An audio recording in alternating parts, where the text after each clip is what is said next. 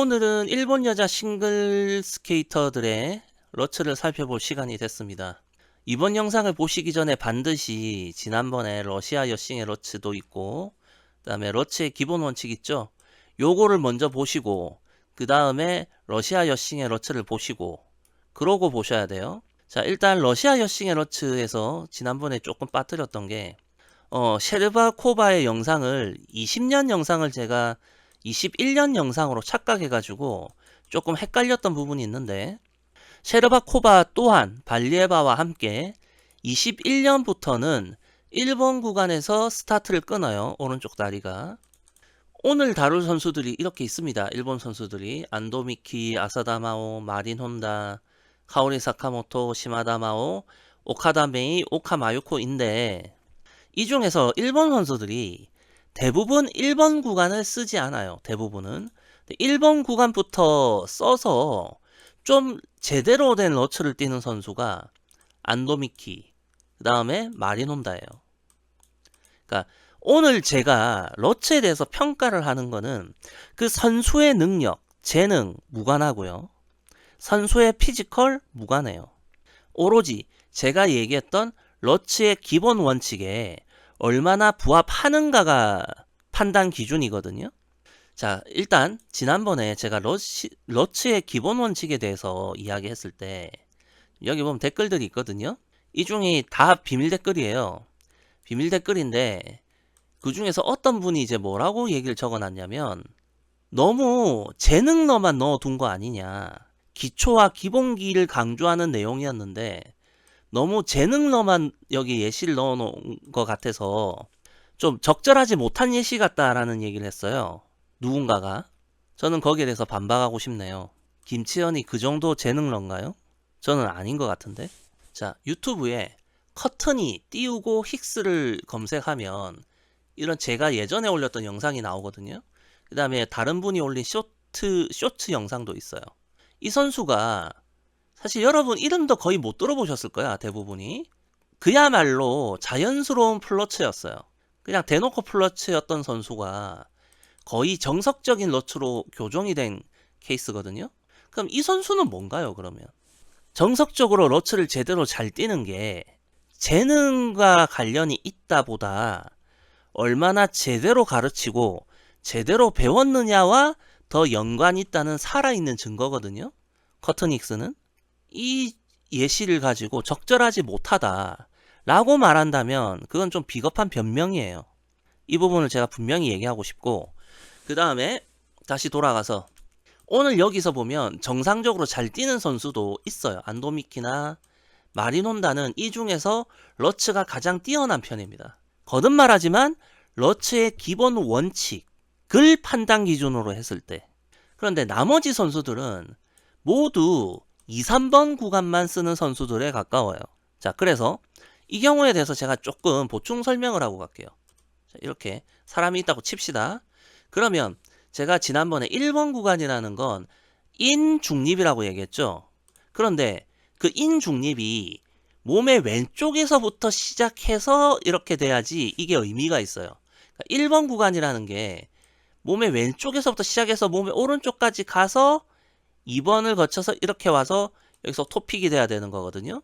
근데 잘 보면 인에서 중립을 긋긴 하지만 몸의 중간에쯤 여기서부터 이렇게 가는 선수들이 있거든요. 이거는 1번 구간으로 보면 안 됩니다. 그러니까 단순하게 인엣지 중립이라고 해서 이걸 1번 구간이라고 볼 수가 없다는 거죠.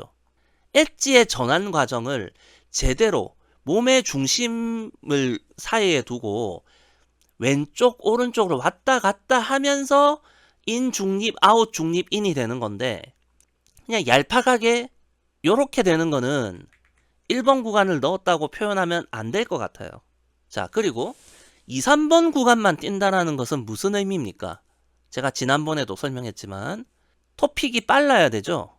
1번 구간에서부터 토픽을 들어 올리는 작업을 하면서 2번 구간에서 토픽 준비가 끝나고 3번 구간에 내려 찍는다. 이것보다 2, 3번만 쓰게 되면 톨을 들어 올리고 내리는 시간이 짧아지잖아요. 그럼 그만큼 톨을 많이 못 들어 올리고 그만큼 더 빨리 찍어야 되는데, 그 타이밍에 맞춰서 1번 구간부터 쓴다라고 하면 이 날이 몸의 오른쪽까지 들어가요. 이렇게 되죠. 그럼 최대 여기쯤에 왔을 적에 보통 무릎은 어떻게 됩니까? 몸의 중간쯤에 와서 이런 아웃 엣지가 되겠죠. 그럼 몸의 가운데를 막잖아요. 그죠? 그래서 날이 이렇게 와서 몸의 중간쯤일 때 무릎도 같이 빠져줘서 몸의 왼쪽 편에 위치하는 이런 형태의 아웃 엣지가 돼야 되거든요. 그러면 가운데가 비니까 오른쪽 다리 토픽하고 오른쪽 무릎이 회전 운동에 의해서 들어와도 간섭이 없겠죠. 자, 그런데 2번, 3번으로만 점프를 뛴다면 어떻게 됩니까? 2번, 3번으로만. 그러면 자, 보통 라인이 이렇게 뛰는 선수도 있고 여기를 좀 끄어서 오는 선수도 있고 이런데 토픽 높이가 얼마나 빨리 빠르게 되느냐에 따라서 만약에 이렇게 왔다고 쳐요. 그러면 몸의 오른쪽 끝까지 갔다가 왔다 치면 이 구간 때 무릎이 가운데 있잖아요. 그죠? 그런데 빠른 토픽이 된다라고 칩시다. 그러면 이 무릎이 여기까지 빠져나가는 데 걸리는 시간이 그만큼 짧은 시간에 이동해야 돼요. 불편하죠. 그래서 일반적으로 빠른 토픽이라는 거는 이 날이 몸의 오른쪽 끝까지 가는 게 아니에요. 한 약간씩 한 반 칸 정도씩은 요렇게 가서 빨리 무릎이 여기 있고 요쪽까지 빨리 빠져나가 줄 수 있어야 되거든요. 그러니까 사실 이런 부분이 베로니카 질리나라던가 토쿠타미셰바 영상에서도 한번 설명이 됐어야 했는데 그래서 이런 부분도 중요하다는 거예요. 토픽까지 걸리는 시간과 타이밍에 따라서 날이 몸의 요 라인까지 왔다가 가느냐 아니면 좀 덜 왔다가 빠지느냐 아니면 아예 몸의 중간쯤에서 빠지느냐 이런 게 중요하다는 거죠. 그래서 이렇게 보자면 자 이걸 이쪽으로 옮겨 봅시다. 자 이렇게 봤을 때 날이 1번, 2번, 3번 이렇게 오는 게 가장 정석적인 거라고 한다면 빠른 토픽은 이렇게 올 수도 있고 또는 이래 올 수도 있고요. 또는 이래 올 수도 있어요. 여기까지 다 안 가는 게 나을 수도 있다는 겁니다. 뭐가 됐든 무릎이 조금이라도 이쪽에 있어야 빨리 빠져나갈 수 있거든요. 빠른 토픽이라는 건 무릎이 빠져나갈 시간도 부족하니까 무릎이 가운데까지 들어오는 형태면 그리 좋지 않다라는 겁니다. 이런 개념, 그러니까 결국은 타이밍의 싸움이에요. 타이밍의 싸움. 자, 이제 그러면 본격적으로 안도미키부터 살펴봅시다. 안도미키는 어떻습니까? 자, 1번 구간이죠. 자, 1번 구간이에요. 몸의 왼쪽 라인부터 시작하죠. 몸의 왼쪽 바깥부터 인엣지에서 쭉 시작을 합니다. 그죠? 이건 명백하게 1번 구간을 쓰는 거예요. 1번 구간에서 토가 올라가잖아요. 지금 아직도 인엣지고 이제 몸의 왼쪽 편 절반에 들어왔죠. 자, 이렇게 와서 몸의 오른쪽까지 왔어요. 그리고 토가 올라갔고 이제 이 날 방향을 보면은 이제 2번 이제 거의 끄트머리가 됐거든요. 이제 3번 구간을 이제 곧 접어들 거예요. 자, 그렇게 봤을 때 무릎이 어떻습니까? 굽혀져 있죠. 이 말은 뭐죠? 큰 점프임에도 하이 토픽이지만 토픽을 빨리 찍을 수 있는 준비가 되어 있다. 그죠? 요렇게 되면 안 된다고요. 무릎이 굽혀져 있어야 토픽이 빨리 돼요. 왜? 여기만 봤을 적에 여기가 더 낮게 돼 있잖아요. 그러니까 실제로 토픽 높이가 여기는 비슷할지 몰라도 토픽을 하는 데까지 걸리는 시간은 이쪽보다 이쪽이 더 빠를 수밖에 없다는 겁니다. 이 관절의 각이 토픽이 좀 더 빨리 올 수 있다. 그죠? 날은 여기까지예요. 자, 여기서 요 무릎이 몸의 가운데를 완전히 다 들어오진 않았죠. 이제 이 무릎이 어떻게 빠져나가는지를 보자고요. 빠져나가죠.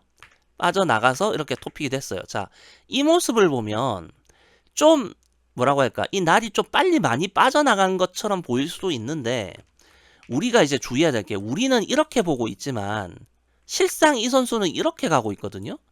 그래서 우리도 이 각을 보게 되면 이 날이 그리 많이 빠져나간 건 아니에요. 타이밍이 적절하게 맞았다라는 거죠.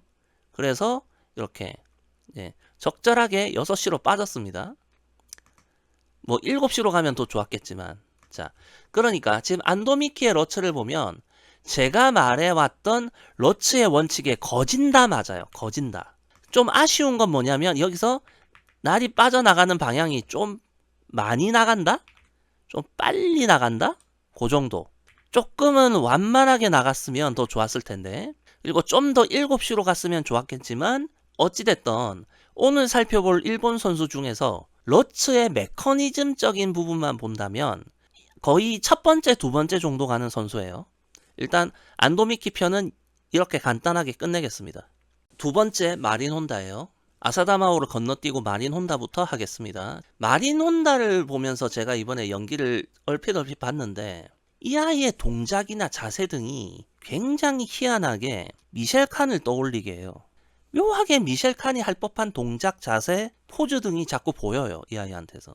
근데 뭐 그런 건 중요하지 않고 일단 러츠를 봅시다. 자, 보시면 역시나 이제 1번 라인을 쓰기 시작하죠. 1번 라인에 1번 구간을 쓰기 시작합니다. 이렇게 인엣지로 쭉 들어가면서 이미 올라갔죠. 그죠? 그러고 나서 딱 보면 이 날이 많이 안 들어갔거든요. 그런데 1번 구간부터 썼고 토픽도 하이 토픽이에요. 근데 무릎이 지금 안 굽혀져 있죠. 거의 펴져 있다시피 하단 말이에요. 그러면 이게 좀 뭔가 안 맞죠. 1번 라인부터 써서 동작이 큰 러츠인데 그렇다면 이 날이 자 몸에 거의 여기까지 와줘야 될 거 아니에요. 이렇게 돼야 되는데 좀 오다가 말았어요. 그러면 토픽을 하는데 좀 더 빠른 시간으로 토픽을 해야 되겠죠? 그런데 하이 토픽에다가 무릎이 안 굽혀져 있단 말이죠. 그러면 어떻게 될까요? 토픽 타이밍이 좀 밀리겠다, 그죠? 그래서 이렇게 쫙 내려오다 보면 토픽이 안 됐어요, 아직. 이쯤에서 토픽이 돼야 되거든요. 여기나 여기서 토픽이 돼야 되는데 토픽이 안 되고 떠 있어요, 아직. 그러니까 딱 하는데 약간 이 날이 이것보다는 좀 밖에 비껴나가 있는 느낌이에요. 그러나 기본적으로 여기서 이 무릎이 이쪽으로 빠지는 동작이 보이긴 한다. 근데 많이 빠질 필요가 없죠.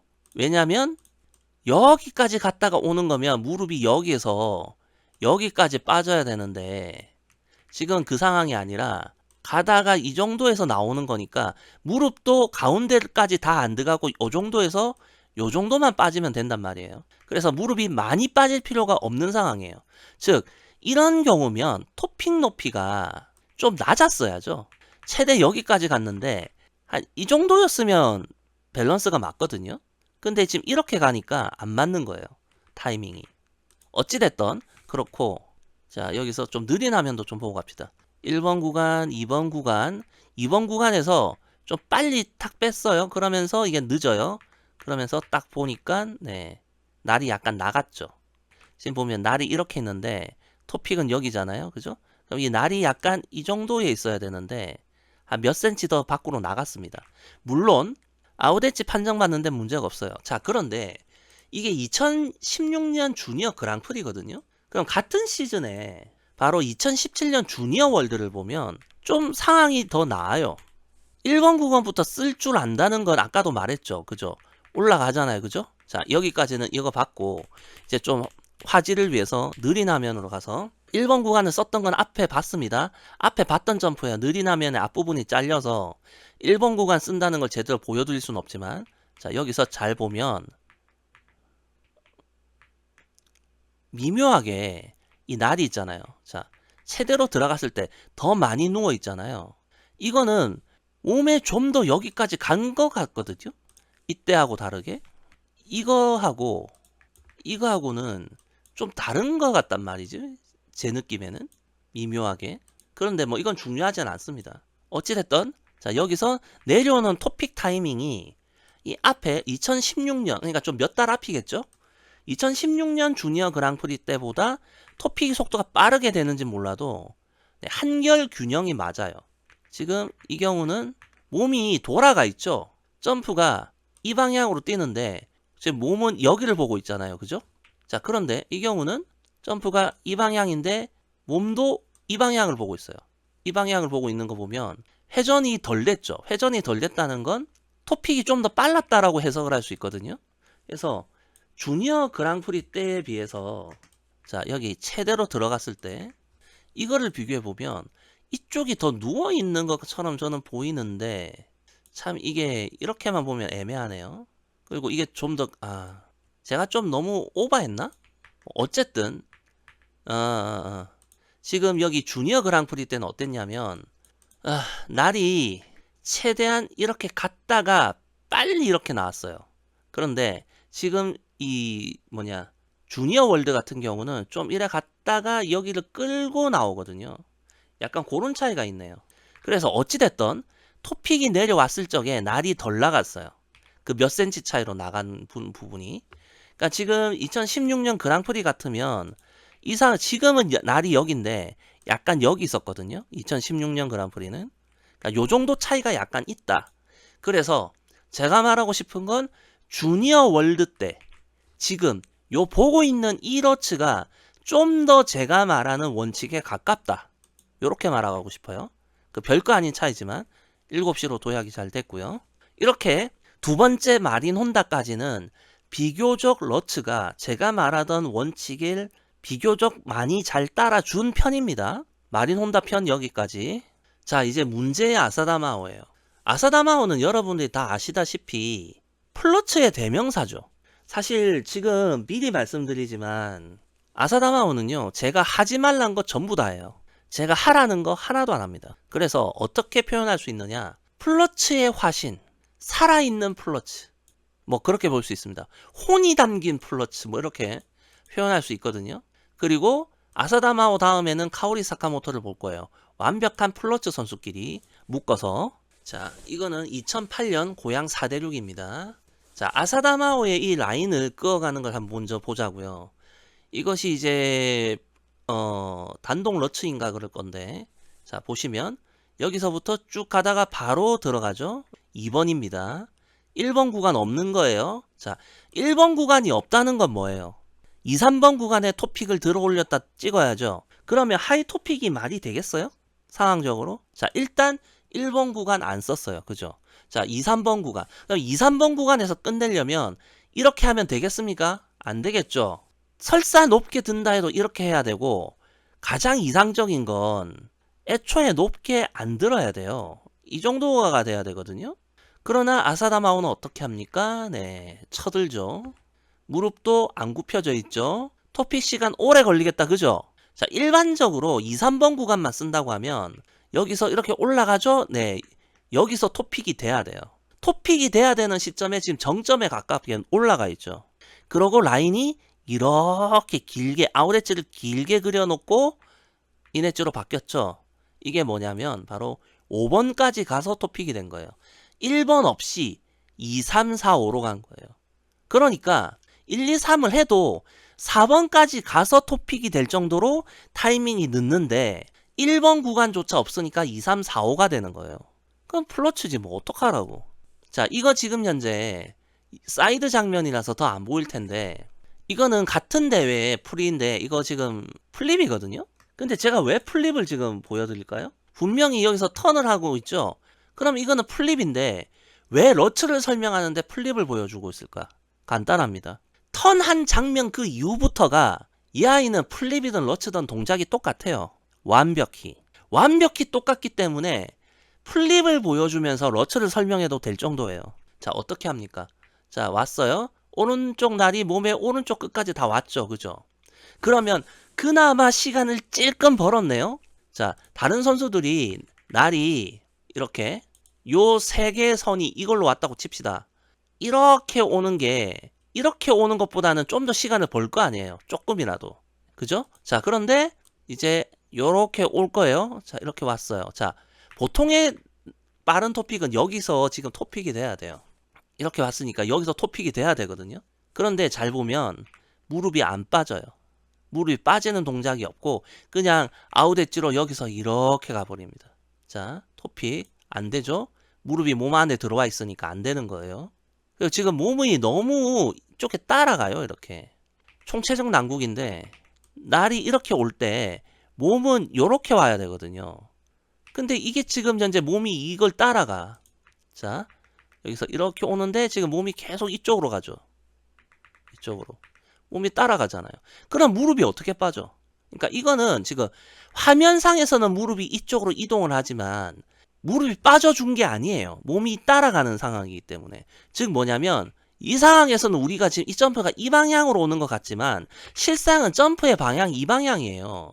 그러니까 이 방향에서 오는 거니까 우리는 이 방향에서 봐야 되는 거야.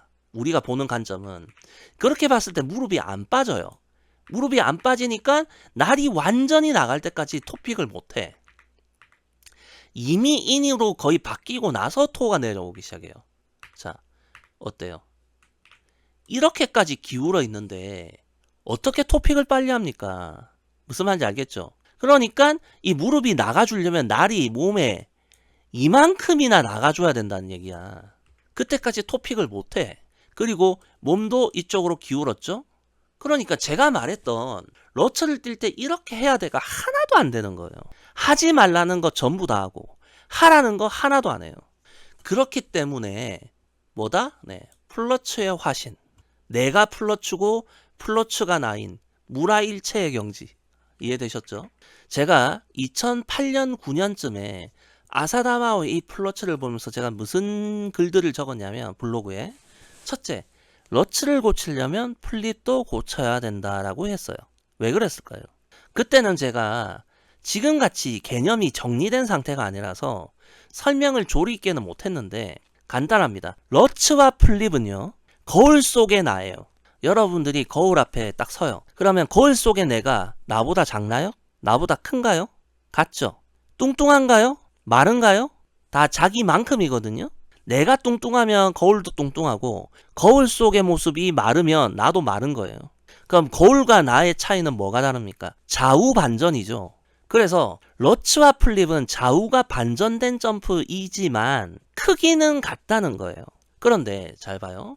플립을 하이토픽으로 크게 높게 뛰어. 그런데 러츠는 2, 3번 구간만 쓰잖아요. 안 맞죠? 그래서 1번, 2번, 3번을 다 쓰게 바꾸던지 러츠 플립이 모두 그것도 아니면 다 같이 작은 형태로 바꿔야 되는 거예요. 하이토픽을 버려야 되는 거거든.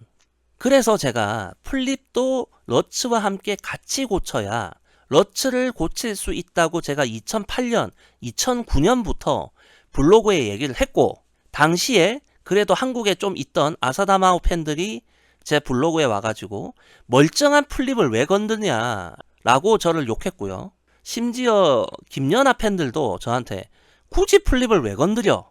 라고 했었죠.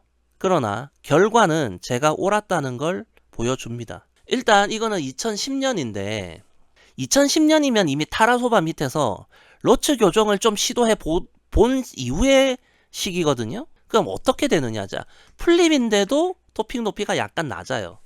원래 토픽 높이는 여기까지 갔는데 여기까지 오죠. 약간이나마 토픽이 이제 낮아지기 시작하는 단계예요. 자, 그러면 중간 과정 생략하고 교정이 됐을 때 2016년을 봅시다. 2016년 전일본, 그러니까 내셔널입니다. 일단 참고로 이때 아사다마오는 이미 우리가 알고 있던 아사다마오가 아니에요. 피지컬이 급락한 시기예요. 이때 어땠는가 싶어서 연기를 잠깐 봤는데 스피드가 터무니없이 느려져 있고 만약에 이게 아사다마오가 아니라 그냥 국내의 어떤 선수였다면 저는 껐을 거예요, 영상을. 그냥 우리나라 국대 하위권 보다도 안 되는 정도로 느려져 있던 시기예요. 그 말은 뭡니까? 피지컬이 급격히 하락되어 있다라는 거죠. 피지컬이 급격히 하락되어 있다면 러츠 플립을 뛸 때 토픽 높이를 낮추는 게 위험할 수 있잖아요. 그죠?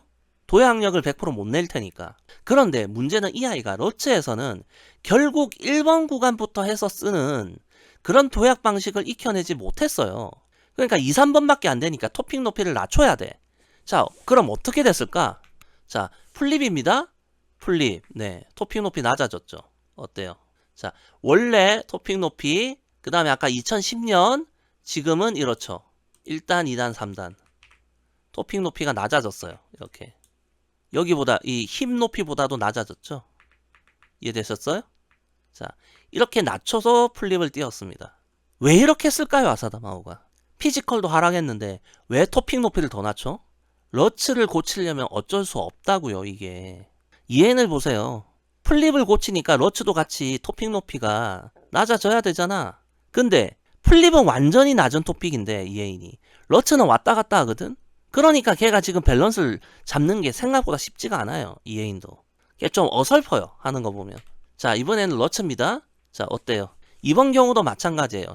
여기서 중립이든 뭐든 간에 이거 1번 구간 아니에요. 몸의 왼쪽부터 시작하는 이런 1번 구간이 아니잖아. 어?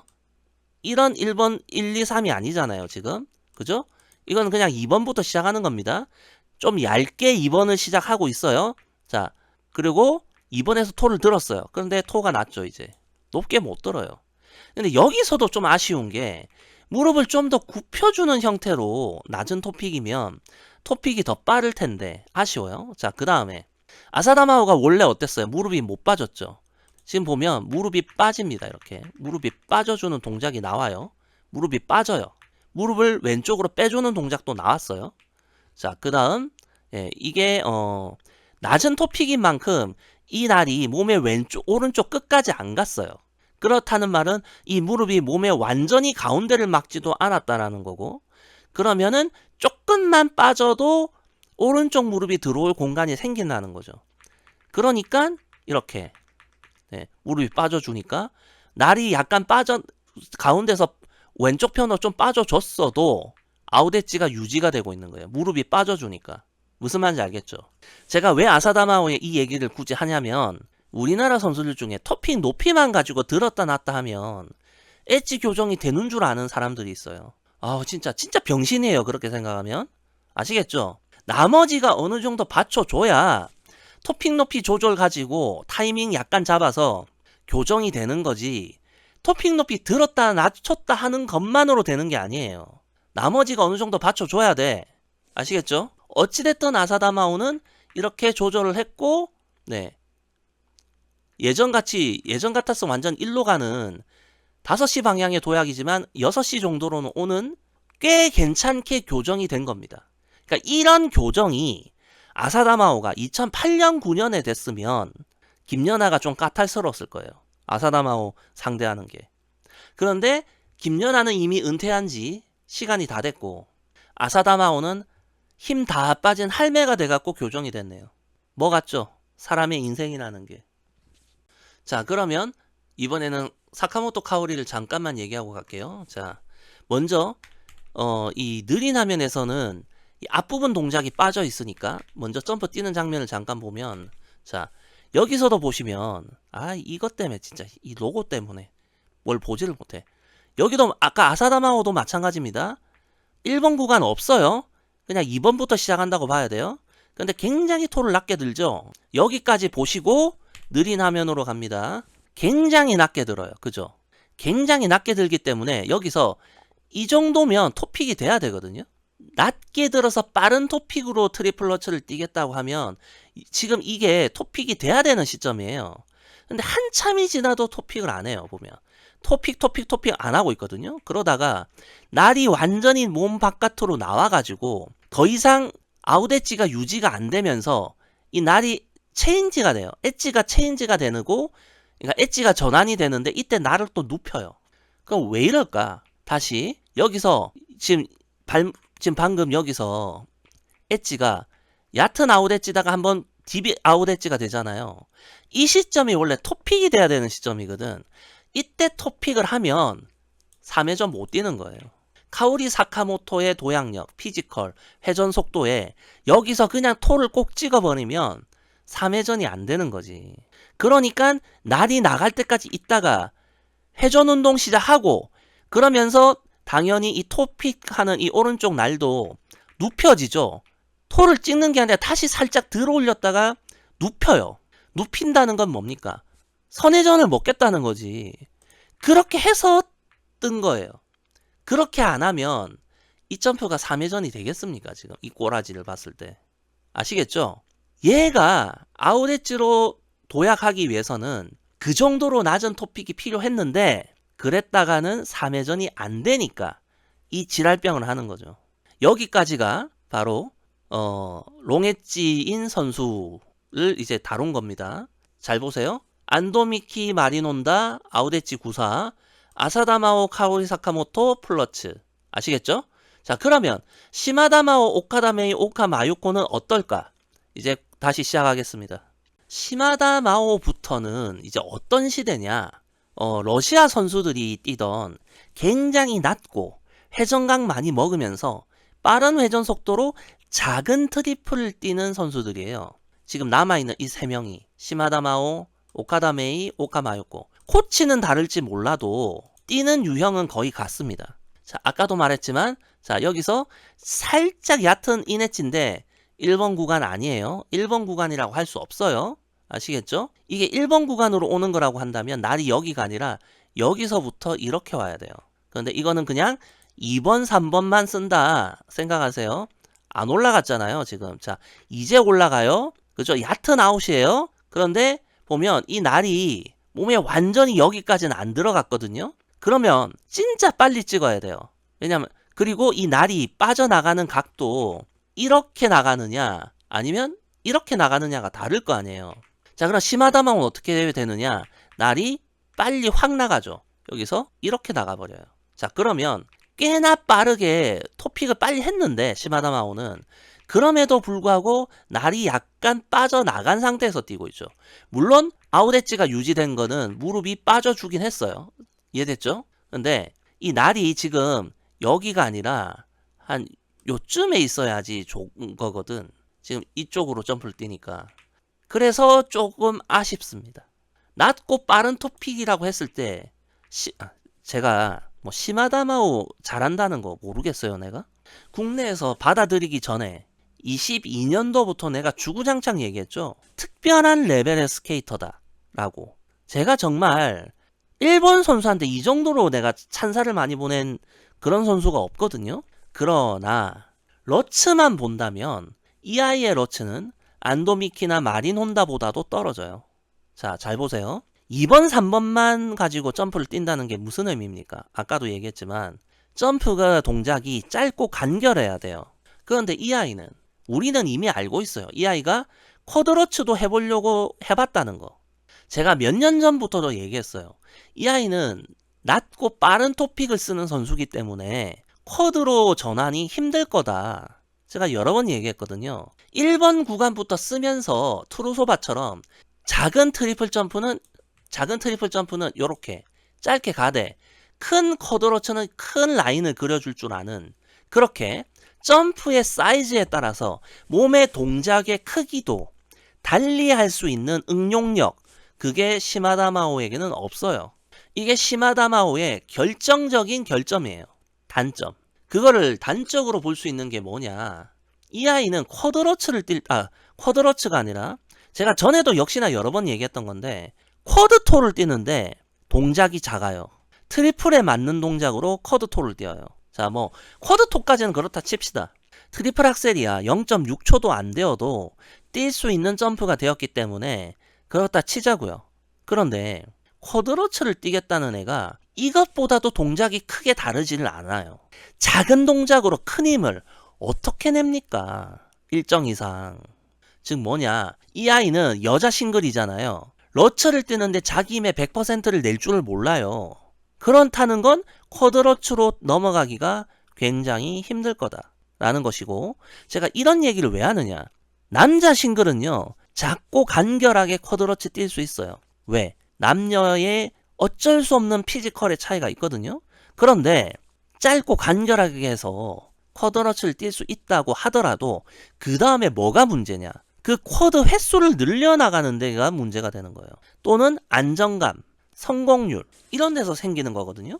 간단하게 말해서 네이든 첸이나 말리니는 1, 2, 3을 다 써서 쿼드러츠를 띱니다. 더 말이 필요해? 그런데 제가 왜 이 얘기하느냐? 채아빈은 1번 구간 없이 2, 3번으로 쿼드러츠를 뛰더라고요. 물론 채아빈도 아웃 엣지 인정받을 거고 채공시간 0.68초대에 기준구간 소요 프레임이 10.5로 스탯은 괜찮아요. 그런데 채아빈이 쿼드러츠를 2개 넣고 거기다가 쿼드 플립도 추가하고 이런 과정이 순조롭게 될까? 그게 의문이라는 거죠. 지금 그런 얘기를 하는 겁니다. 시마다마오는 처음에 보면 아직 하마다 팀이 뭐가 문제냐, 쿼드로의 전환에 대해서 대비가 별로 안 돼 있어요. 애들 점프를 뛰는 걸 보면. 지금 시마다마오만 봐도 그렇거든요. 제가 처음에는 시마다마오의 이런 러츠를 보면 시간이 지나면서 1번 구간을 좀 추가를 하나 싶었거든요. 그런데 그게 굉장히 미숙해요. 어찌됐든 자, 지금 보시면 이렇게 토픽을 하는데 그래요. 시마다마오라는 이름값에 안 어울려요. 이 러츠의 수준이. 그리고 이 아이는 더블 악셀, 트리플 악셀, 트리플 토, 트리플 살코, 트리플 룹, 트리플 러츠 플립 모두 작은 형태예요. 점프가. 모든 점프가 작은 형태고 거기에 쿼드 토름마저도 작은 형태입니다. 이거 강조하고 갈게요. 시마다마오가 아마 24 주니어 월드 끝나고 나서 쿼드러츠 연습을 좀 했었던 걸로 제가 기억하는데 정확한 시기는 잘 모르겠어요. 어찌 됐던 24 주니어 월드 끝나고인지 아니면 25 주니어 월드 끝나고인지 간에 쿼드러츠 연습을 했다고 제가 알고 있어요. 자, 이거는 25 주니어 월드인데 어떤지 잘 봅시다. 아까에 비해서 자, 어때요? 자, 인엣지에서 살짝 이렇게 들어가는데 아까는 날이 여기서 있었다면 지금은 여기 있죠. 그러니까 1번 구간을 조금이라도 더 만들려는 모습은 보여요. 아까 22년에 비하면. 자, 이렇게 조금이라도 더 넣는데 잘 보세요. 자, 최대로 날이 들어갔을 때가 어딥니까? 몸의 중간이죠. 몸의 중간이잖아요. 1번 구간을 제대로 쓰려면 어떻게 해야 돼요? 몸의 오른쪽까지 갔다가 빠져야 될 거 아니에요. 그런데 몸의 오른쪽 끝까지 안 가고 몸의 중간만 치고 나가잖아요. 그럼 어떻게 되겠어요? 시마다마오가 절대 토픽이 늦은 건 아닌데 날이 좀 빠져나간 모양이 돼요. 자, 잘 봐요. 원래 정상적으로 1번 구간부터 제대로 끄어서 이렇게 오게 되면 네, 여기서 토픽이 돼야 되는데 아직 안 되거든요. 토픽이. 제가 그동안 김연아, 김채연, 투루소바한테 말했던 요 모습. 이게 지금 나올 이 시점에 토픽이 돼야 되는데 안 되잖아요. 토픽이 늦는 게 아닌데 이건 뭐다? 날이 빨리 나가서. 그 왜 빨리 나간다고? 네, 몸의 오른쪽 끝까지 넣었다가 빼는 게 아니니까. 그래서 타이밍이 좀 안 맞아요. 이해되셨죠? 예, 조금 모습이 아쉽죠. 그리고 좀 많이 나가는, 빨리 나가는 모습을 하고 있고, 이런 모습. 가운데가 B죠. 날이 여기 있어야 되거든요. 이 시점에. 근데 지금 여기 있잖아요. 안 맞아요. 그리고 이 점프를 보면 이렇게 또 5시로 도약합니다. 시마다마오의 러츠를 제가 몇 년치를 다 보면 5시, 6시, 7시 왔다 갔다 해요. 자, 근데 이거는 왜 그러냐면 시마다마오가 플립도 완벽하지가 않거든요. 그러니까 이 아이는 지금 여러분들은 잘 모르겠지만 시마다마오는 러츠 플립을 양쪽을 다 손보면서 피겨를 하고 있다고 봐도 무방해요. 어찌 보면. 그러니까 도약 방향이 계속 왔다 갔다 하거든요. 거기다가 낮고 빠른 토픽을 하게 되면 러츠가 아웃엣지이더라도 몸에 7시 벡터가 충분히 걸리지를 않아요. 그러니까 거기다가 날이 여기서부터 여기까지 왔을 때 딱 찍어지는 거면 이게 이렇게 갈 건데 이미 왼쪽 표현에 좀 빠진 상태에서 토픽을 하잖아요. 그죠? 그러면 날과 몸의 무게중심은 약간 이쪽으로 기울어 있는데? 이해됐어요? 그러니까 이런 여러 가지 것 때문에 제가 말하는 기준 원칙을 딱 지켰다라고 말할 수 있는 러츠가 아니에요. 쿼드 러츠로 진행도 힘든 러츠예요. 그래서 이때까지를 시마다마오를 딱 보면 하마다 쪽이 확실히 뚜베네보다 쿼드로의 전환, 쿼드에 대한 대비 부실합니다. 딱 까놓고 말해서. 트리플 악셀까지는 괜찮아요. 자, 예를 들어서 우리나라의 김유재, 김유성이다. 트리플 악셀까지 뛰죠? 그럼 괜찮아요. 모든 점프가 작은 형태잖아. 괜찮다니까요. 트리플 악셀까지면. 왜? 트리플 악셀은 0.6초 미만에서 가능한 점프니까. 그런데 쿼드토부터는 0.6초 내지는 그 이상 나와야 되는 점프란 말이야. 그럼 점프의 크기가 커져야 돼요. 그런 것에 대해서 어쨌든 시마다마오는 대비가 덜 돼 있고 최적화가 안 돼 있다는 겁니다. 자, 이번에는 시즌이 바뀌어서 25년 주니어 그랑프리 파이널입니다. 자, 어때요?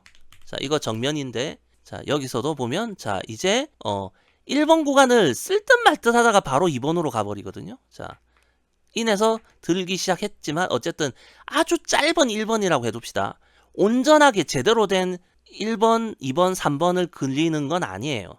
여전히. 왜? 작은 형태니까. 그 라인이 분명하게 안 보이겠죠? 자, 가서 탁 이렇게 빠져나가 버리죠. 이렇게 날이. 거의 정면에서 보는데 나가잖아요. 이렇게 와서 몸에 이 날이 여기까지 안 오잖아요. 여기까지 와야 되는데 여기까지만 오잖아. 그러니까 날이 빨리 나간다고요. 정상적인 타이밍이라면 여기서 토픽이 돼야 돼요. 지금 이 시점이 토픽이 돼야 되는 타이밍인데 토픽이 안 됐어요. 다음번에 이제 토픽이 되죠. 그래도 뭐 이 정도면 나. 점프 진행 방향은 약간 이쪽이니까. 자, 그러면 점프 도약 방향은 네, 6시네요. 이번은. 자, 이것도 느린 장면 봅시다. 자, 1번 구간을 거의 안 썼다라고 봐도 될 거예요. 이게 점프 뛸 때마다 미묘하게 달라요. 워낙에 작은 형태로 점프를 뛰니까. 그리고 그러니까 이 라인이 처음에 1번 구간에 2번 구간이든 간에 이 라인이 몸의 오른쪽 라인까지 들어간다고 치면 이렇게 와야 되는데 지금 보면 요렇게 빠지거든요. 그러니까 몸의 오른쪽 라인까지 충분히 안 들어가지고 토픽이 되니까 날이 좀 빠진 상태에서 거기다가 나가는 것도 빨리 급하게 틀어. 그러니까는 이제 이게 조금 애매하게 되는 거죠. 그러나 이것도 6시 아웃엣지 인정받는 데는 지장 없다. 그런데 시마다마온데 고작 그거에 만족할 건가요? 나 아웃엣지 인정받았어. 만만세. 그런 애가 아니잖아요. 얘가 원하는 건 쿼드러츠가 되고 안정화되고 한 2번 넣고 그래가지고 러시아 애들이 30년 올림픽 때 출전할 수 있다 해도 붙을 수 있는 걸 원하는 거거든.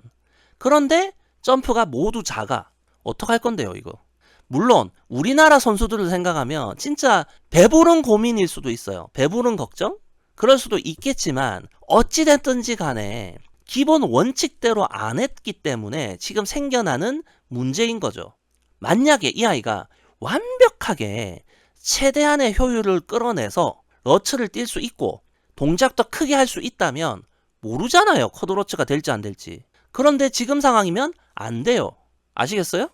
이번에는 역시나 같은 팀에 있는 오카 마유코의 2025년 주니어 그랑프리 파이널 쇼트를 보겠습니다.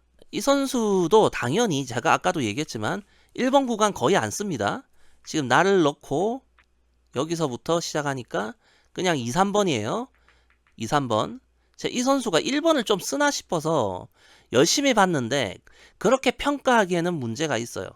자, 어쨌든 날을 듭니다. 2번에서부터 들었어요. 들었는데 잘 보세요. 낮죠? 토픽이 낮아요. 이 정도면 이혜인이 낮은 토픽 할 때 많이 썼던 높이거든요. 그런데 토픽을 하는 속도는 이혜인보다 훨씬 빨라. 내가 이혜인이 토픽 높이 조절하는 거 보고 내가 진짜 답답해 미칠 지경이었거든요. 아니 저렇게 낮게 들었으면 빨리 찍으라니까. 왜 안 찍는지 내가 이해가 안 됐거든. 근데 이 아이는 토픽을 무진장 빨리 합니다. 토픽을 굉장히 빨리 하거든요. 그래서 이런 케이스가 있어요. 전에 우에조노 레나인가? 걔도 이 무릎 관절을 이용해갖고 토픽을 빨리 하는 타입이거든요. 예. 무릎 관절의 움직임이 커요.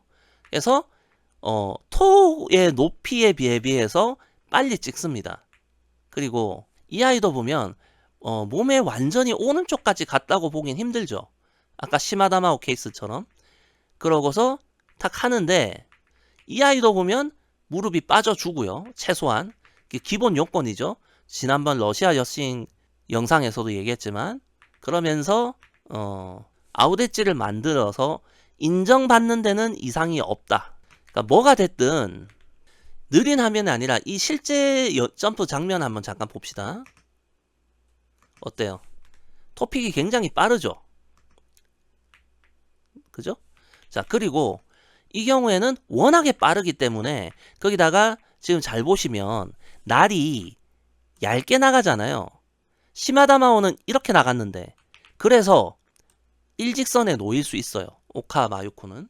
그래서 어떻게 보면 오카 마유코의 러츠가 좀 더 모양새는 그럴듯해요. 시마다마오보다. 그러나 뭐가 됐던 저는 이 아이가 역시나 점프에 있어서 가변적인 대응 안 될 것 같아요. 지금 점프 뛰는 꼬라지를 보면. 이렇게 하마다 팀 선수 2명을 얘기했습니다.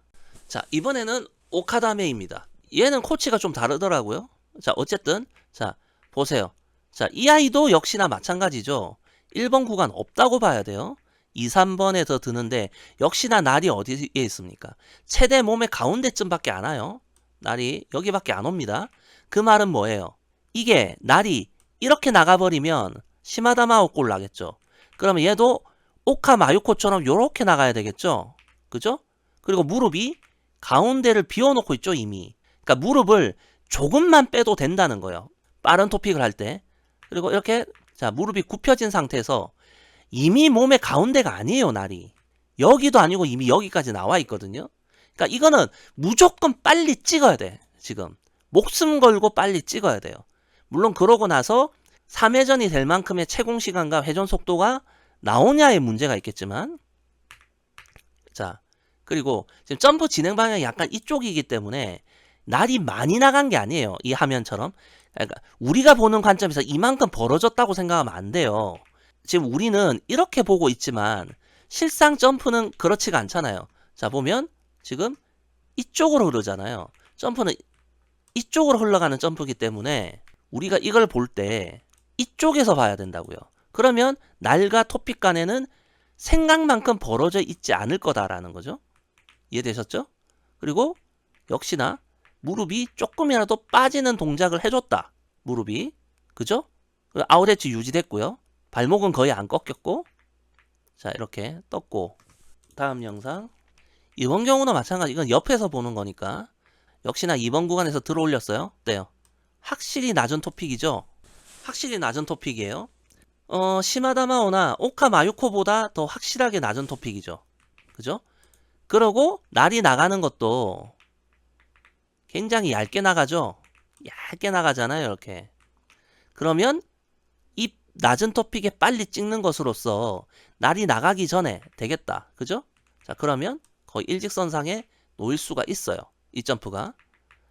그렇게 되고, 잠깐만, 이건 지금 몇 시로 떴지? 거의 7시로 떴네요. 그래서 오카다 메이의 러츠가 원칙대로 뛰었느냐의 여부만 따진다면 오히려 시마다 마오나 오카 마유코보다 나아요.